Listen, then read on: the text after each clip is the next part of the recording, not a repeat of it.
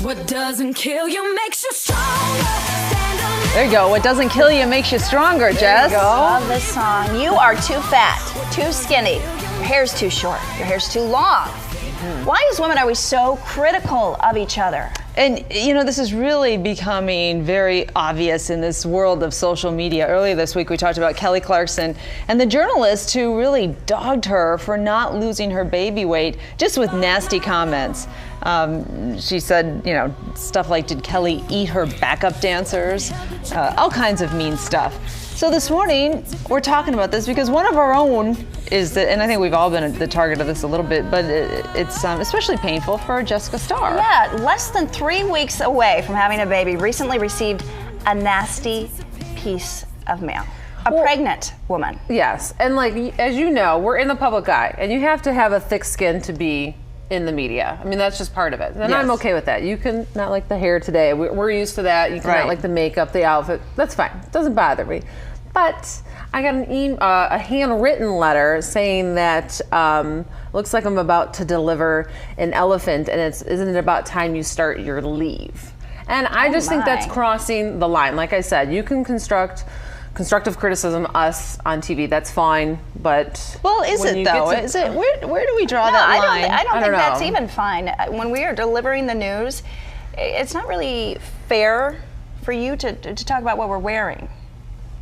It's a funny thing because some of it is we appreciate the interaction with our viewers, and that's why we do engage in Twitter and Facebook and email. This happened to come to you in the regular old snail mail. Like, this person took some time to find a stamp. Quite interesting. Aren't they like 50 cents now? Yes.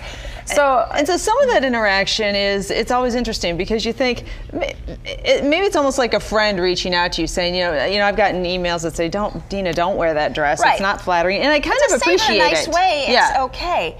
But then you get the ones that are either just flat out rude, or creepy, or I've had some really creepy ones, and it's not just women who criticize your makeup and your hair. Men do too. Yeah, but it's hard. It's hard being pregnant on air and growing a human life inside of you in front of all of Metro Detroit. Now, most people are very nice and very generous, and we're not bashing our viewers by any means, but it is challenging, and it's harder as a weather person a little bit than an anchor person because we are also in front of the green screen.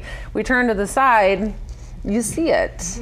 So I just hate that you have to worry about it. It's not something you should have to worry about. This should be a happy, stress-free time. You've got enough to worry about. New baby on the way. And we all go up and down with our weight. It's just part of life. Well, and this is not the only negative criticism you've gotten either. No, I've gotten a couple emails too. And then that's the other point that brings up social media now. We're so accessible.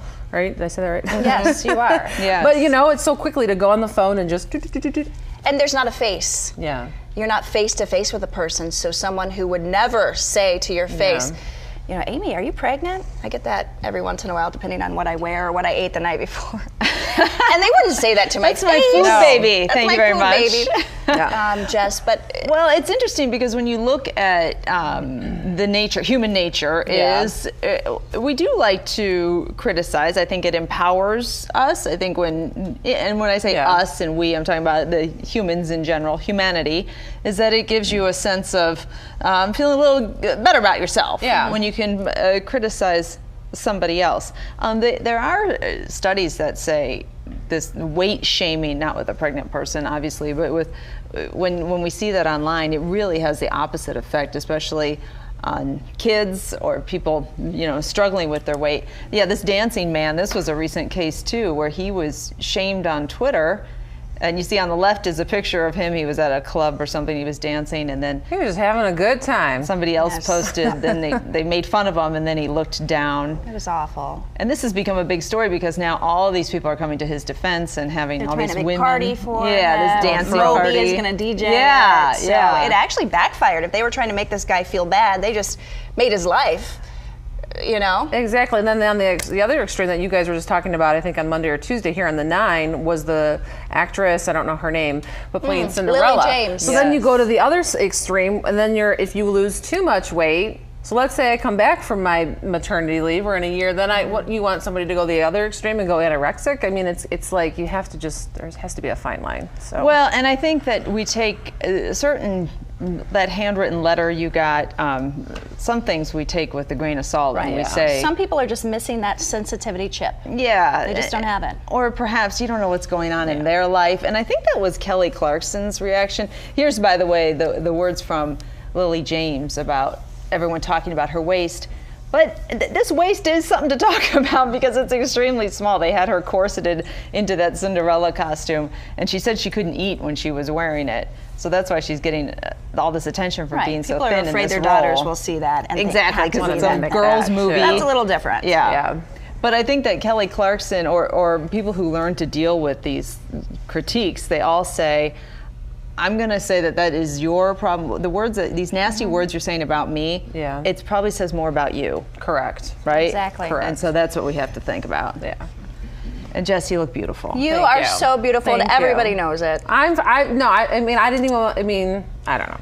Right. And it's not an elephant, it's a beautiful baby girl. Thank you. FOX2 viewer. That could come any day. 37 weeks tomorrow. Do we have a name yet, Jess? We don't. We always tell the gender, but we'll tell the name when we have I don't blame you. That's a safe way to do it. Yeah. Because you'll get criticized for that too. I know. Yep. Everybody's got an opinion. Well, yeah, thanks for sharing, though. That is important that we talk about these things, because women everywhere, whether you're on TV, you deal with, your body's never going to be perfect, because people's ideals of what is perfect, it's always changing. Yep. Yeah, and your body's always changing, right?